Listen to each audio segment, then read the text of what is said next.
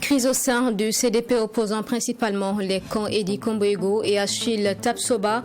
La journée d'hier était tendue. Vous entendrez les deux parties à la suite du verdict qui a été dit dans le cadre de l'assignation, un référé engagé par Edi Komboego contre Achille Tapsoba. À Ouagadougou, il faut désormais débourser 400 francs CFA minimum pour une course en taxi. Les tarifs ont en effet connu une augmentation de 5 francs CFA depuis le 4 octobre dernier, une conséquence des récentes hausses des prix des hydrocarbures. Nous avons rencontré la Fédération des syndicats de taximens.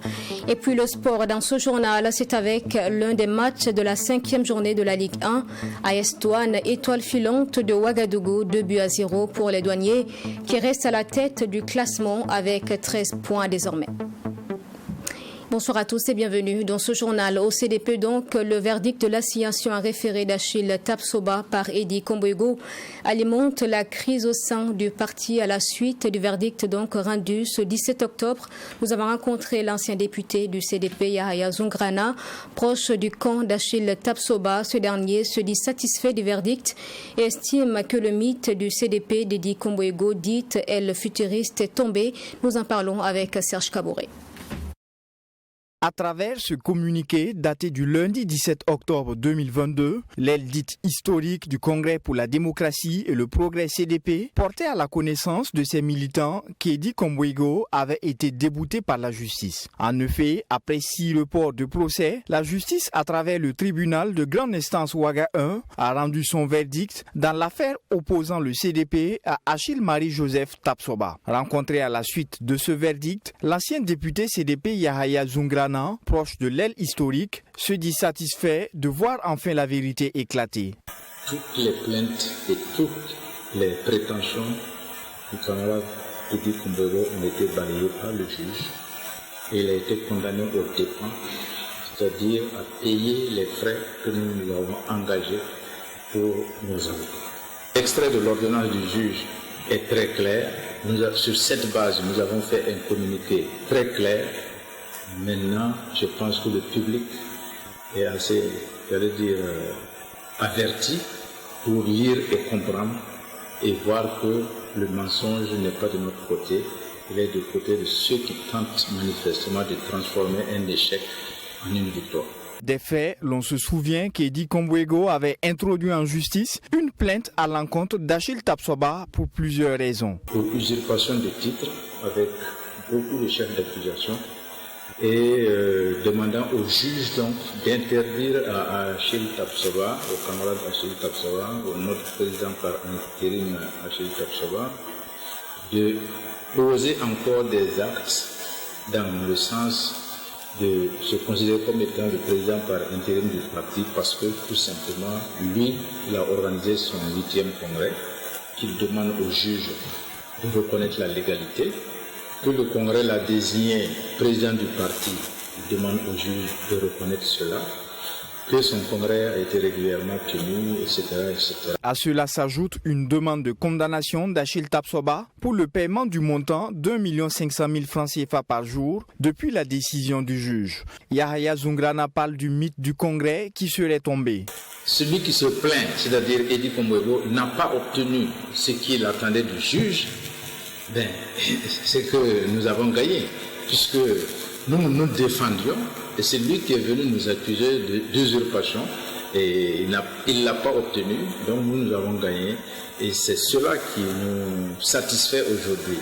Il se prétend président issu d'un congrès qu'il a tenu en décembre 2021, le juge a balayé tout cela, parce que comme nos avocats l'ont dit lors des plaidoiries, Edi Komboego aujourd'hui n'a aucun document de l'administration qui montre qu'il a tenu régulièrement son congrès et que l'administration est au courant du nouveau bureau qu'il a mis en place et dont il se réclame le président.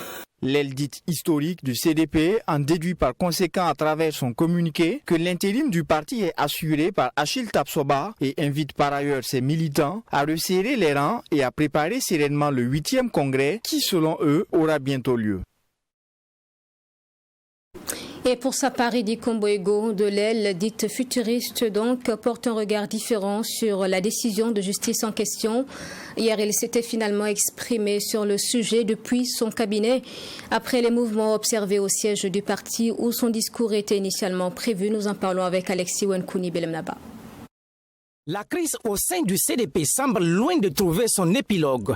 Le 27 juillet 2022, Eddy Komboego a signé un référé à Achille Tapsoba pour le voir condamné par la juridiction du président du tribunal de grande instance de Ouaga 1 à ne plus se prévaloir de la fonction du président du CDP, lui interdire de poser tout acte pour et au nom du CDP et de représenter le CDP de quelque façon que ce soit. L'aile dite historique informera par un communiqué que le juge, après plusieurs reports, n'a finalement pas accédé à la requête de Eddy Komboego. Le concerné Eddy Komboego invite la presse au chef du parti pour donner des précisions sur la décision de justice qui vient de tomber. La tension est vive sur les lieux à Kwame Nkrumah malgré la présence des forces de l'ordre. L'échange avec la presse se fera finalement à son bureau dans la même avenue. Que les avocats du sieur Achille et compagnie ont estimé que notre assignation était nulle. Le juge dit l'assignation n'est pas nulle. En deuxième décision, le juge dit déclarons le Congrès pour la démocratie et le progrès, représenté par M. Mwenvenem Eddy Constance Hyacinthe, recevable en sa demande. Le juge dit que notre requête est recevable à son niveau, parce que le CDP est représenté par Eddy Komboego. La requête du président par intérim Achille Tapsoba est jugée donc irrecevable selon l'ordonnance. Mais l'ordonnance du juge, nous dit-il, ne s'arrête pas là. Il y a deux hypothèses. Où le juge estime que lui, en tant que juge des référés, ce n'est pas devant lui qu'on doit venir déposer ces requêtes-là. Et puis il dit, ce n'est pas. Donc il nous demande de voir une autre juridiction. Où le juge tire une conséquence de l'irrecevabilité de Achille, qui n'est déjà pas, que lui l'a dit qu'il n'est déjà pas président du CDP, et donc il n'y a pas lieu de dire encore une seconde fois qu'il n'est pas président du CDP. Néanmoins, le juge condamne le Congrès pour la démocratie et le progrès représenté par Eddy Komboego aux dépens. Le juge condamne le CDP, nous, c'est-à-dire moi et le CDP, aux dépens. Ce sont des frais de justice. C'est nous qui avons agi devant lui et c'est nous qui devons supporter ces frais de dépens qui ne dépassent pas 30 000. Il n'y a pas lieu de faire des polémiques là-dessus.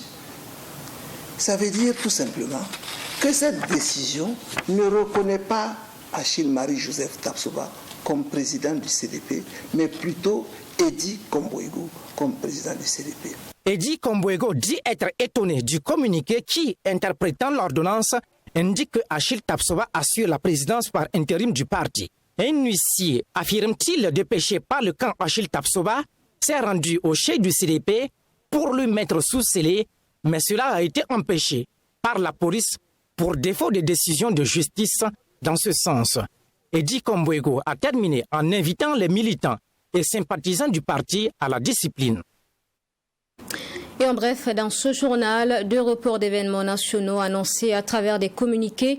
Le premier concerne le Salon international de l'artisanat de Ouagadougou-Siawo qui était prévu du 28 octobre au 6 novembre prochain.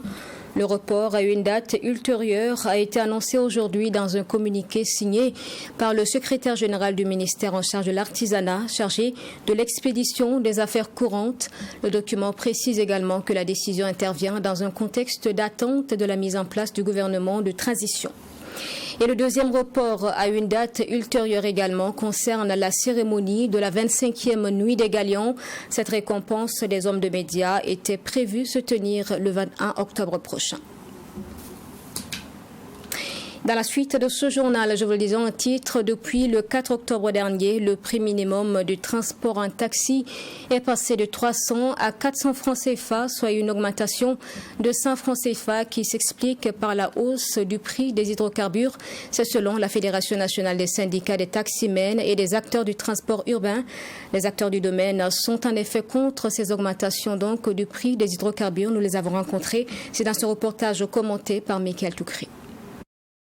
Après une augmentation du prix des hydrocarbures de 100 francs le 11 mai dernier, le Burkina Faso va connaître à nouveau une augmentation de 35 francs le 19 août. Conséquence, la Fédération nationale des syndicats des taximens et des acteurs du transport urbain du Burkina décide de procéder à une hausse du prix du taxi. Désormais, les clients devront débourser la somme de 400 francs pour bénéficier des services des taximens. Une décision qui a pris effet depuis le 4 octobre dernier.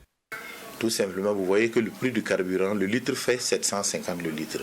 Un taximan à nos jours ne peut pas prendre un litre de carburant à 750 pour quand même prendre quelqu'un à 300 francs. C'est pas facile. On a voulu supporter, mais on ne peut pas. Et vous savez qu'on a trop de charges. On a les papiers administratifs. Quand je dis les papiers administratifs, on a les patentes et puis le stationnement qui fait 50 000. Nous avons la visite technique qui fait 28 000 francs l'année. Nous avons les assurances qui partent à 140 000 francs l'année. Et nous avons encore les taxes de développement communal TVM qu'on vient encore de nous surcharger encore de prendre. Vous voyez, c'est trop. Donc, on n'arrive pas à joindre les deux bouts. Pour les chauffeurs de taxi, cette augmentation du prix du transport se justifie par la hausse du prix des hydrocarbures. Pour chaque litre, il faut désormais débourser 135 francs en plus du prix de mai dernier, expliquent ces chauffeurs de taxi. De 300 à 400, moi je pense que c'est une bonne chose et je pense que ça va beaucoup nous aider. Parce qu'avec l'augmentation du carburant, on ne s'en sortait même pas. Donc avec les 400, je pense que ça nous aide beaucoup. Beaucoup ont compris. Si on payait le paquet de spaghettis, Gilda à 200 francs, maintenant c'est à 350. Donc beaucoup ont compris. Même Simple Big c'est à 150. Simple Machine on ne peut plus l'avoir à 50, à 25 francs. Il faut 300 francs. Donc beaucoup ont compris. Et on continue à sensibiliser aussi les autres. Donc on n'a pas de problème avec les clients. Le président de la Fédération nationale des syndicats du taximens et des acteurs du transport urbain du Burkina, Emmanuel Zungrana, demande l'indulgence de la clientèle face à cette augmentation du prix du taxi. Il affirme que cela est indépendant de la volonté de la fédération et promet par ailleurs revenir aux tarifs normaux dès une éventuelle baisse du prix des hydrocarbures. En rappel, le prix du taxi connaît aussi une augmentation dans la ville de Bobo-Dioulasso. Le tarif de la course y est passé de 200 francs à 300 francs CFA. L'association Faso Laramtab Zaka apporte son soutien au capitaine Ibrahim Traoré, lui suggère de prendre compte des aspirations du peuple. L'association s'est exprimée en conférence de presse ce 18 octobre lors de la rencontre des recommandations. Plusieurs ont été formulées à l'endroit donc des nouvelles autorités de la transition. Fatima Tanikiema pour en savoir plus. Quelques jours après sa désignation par les forces vives de la nation comme président de la transition, le capitaine Ibrahim Traoré est félicité et encouragé par l'association Faso Laramtab Zaka. Il a bénéficié de l'accompagnement du peuple et il se doit de travailler à répondre aux aspirations du peuple. C'est du moins ce qu'a laissé entendre le secrétaire général de cette association. Ce qui ne marche pas là, c'est-à-dire que les présidents qui viennent, ils ne sont pas les présidents des Burkinabés, mais plutôt les présidents du Burkina Faso. C'est cet aspect-là qu'il faut changer. Nous voulons que Ibrahim Traoré soit le président des Burkinabés. Quand c'est comme ça, il n'y a pas de problème. On n'aura plus besoin d'une quatrième charte. En plus d'encourager le nouveau président de la transition à faire preuve de patriotisme et d'engagement, l'association Faso Laramtab Zaka a également formulé des recommandations à l'endroit de ce dernier. Une réforme constitutionnelle digne du Burkina Faso. Impact des projets pour l'emploi et la formation des jeunes. Un projet de construction de logements et de prise en charge globale des FIS et des VDP. Une réconciliation générale de la jeunesse pour la lutte contre le terrorisme. Une veille citoyenne de soutien au chef de l'État. Parmi ces recommandations figure aussi le reversement des volontaires pour la défense de la patrie VDP dans les rangs des forces de défense et de sécurité FDS. Cette association a également saisi l'occasion pour inviter la jeunesse à se départir de tout acte de vandalisme et de destruction. En 2006, l'enquête nationale sur le travail des enfants au Burkina indiquait que 41,1% des 5 à 17 ans étaient économiquement actifs, des chiffres qui ont donné lieu à certaines actions posées par le ministère en charge de la fonction publique. Mais pour autant, le problème ne semble pas résolu. C'est dans ce sens qu'une nouvelle enquête va être menée pour évaluer la situation afin de mieux agir. En prélude à cela, une formation des enquêteurs a débuté ce 17 octobre 2022. Reportage avec Fatima Tanikima. En 2006, les enfants économiquement actifs au Burkina Faso consacraient entre 19 et 25 heures par semaine à leur travail. Âgés de 5 à 17 ans, 39,3% de ces enfants étaient astreints à des activités nuisibles et 35,8% exerçaient des activités jugées dangereuses. C'est du moins ce qui ressort des résultats après l'enquête réalisée sur le travail des enfants en 2006. Aujourd'hui, la situation s'est accentuée due à la situation sécuritaire que connaît le pays, a laissé entendre le directeur de la lutte contre le travail des enfants. Beaucoup d'enfants se sont retrouvés dans des sites d'orpaillage. Beaucoup se sont retrouvés également à travailler, notamment dans les débits de boissons, dans l'agriculture et dans les autres secteurs d'activité, parce que nous avons identifié globalement 13 secteurs d'activité qui sont les secteurs pourvoyeurs du travail des enfants. Vous savez qu'avec le déplacement des populations, beaucoup d'enfants n'ont plus la chance d'aller à l'école. Les parents ont perdu leurs biens et ces enfants sont obligés aujourd'hui de travailler pour pouvoir compléter le revenu familial. Dans l'optique donc de mieux comprendre le phénomène du travail des enfants afin de travailler à son éradication, le Burkina Faso compte réaliser une nouvelle enquête. Il s'agira surtout d'enquêter sur les causes qui poussent les enfants à s'intéresser à la vie active. Elle permettra de savoir quel est le nombre d'enfants économiquement actifs, quel est le nombre d'enfants soumis aux travaux dangereux, notamment les questions des pires formes du travail des enfants. Cela permettra également de savoir combien d'enfants ne sont pas allés à l'école mais qui se retrouvent en situation de travail et les raisons pour lesquelles ces enfants se retrouvent en situation de travail et les circonstances dans lesquelles ces enfants sont en situation de travail. Et pour obtenir ces résultats, il est important de former les agents enquêteurs, d'où la nécessité de cet atelier de formation sur l'appropriation des outils de collecte de données. Il se déroulera sur la période du 17 au 25 octobre 2022 à Ouagadougou, dans la région du centre. C'est une formation qui concerne 92 participants, mais seulement 45 iront sur le terrain. Définie comme une science qui étudie les aliments et leur rôle dans le fonctionnement de l'organisme, la nutrition s'intéresse aux interactions entre aliments ainsi qu'aux besoins nutritionnels des individus.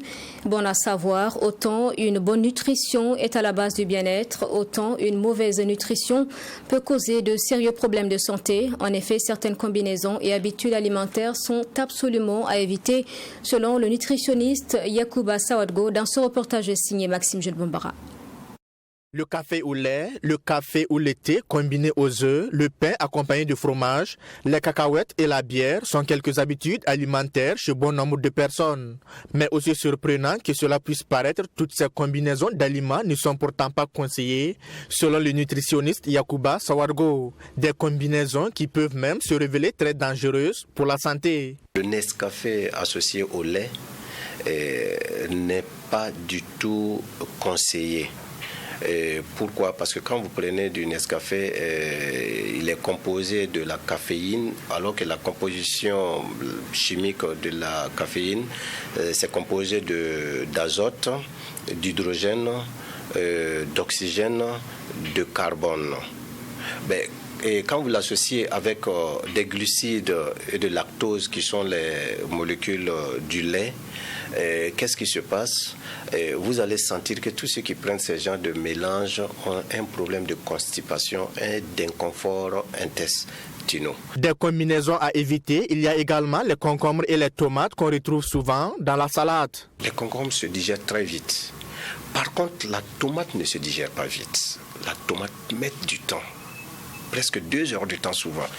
Et l'organisme ne va pas dire aux autres aliments, attendez, comme vous ne passez pas vite, je vais finir de digérer d'abord ceux qui passent vite avant de venir. Non, tout vient en même temps. Et qu'est-ce qui va se passer? Ces aliments qui vont rester longtemps vont se dégrader, et comme le milieu va devenir acide à cause des réactions biochimiques et autres, vous allez voir qu'il y aura une fermentation qui va se développer. Et s'il y a fermentation, vous voyez ce qui se passe, ça veut dire qu'il y a du gaz qui va commencer à se développer. Certes, il est conseillé de manger des fruits, mais ils ne doivent pas, selon le nutritionniste, être pris en dessert au risque de provoquer une indigestion. Quand vous prenez par exemple les protéines, les glucides et autres, là, ils ont entre 3 heures à 4 heures de temps pour être digérés.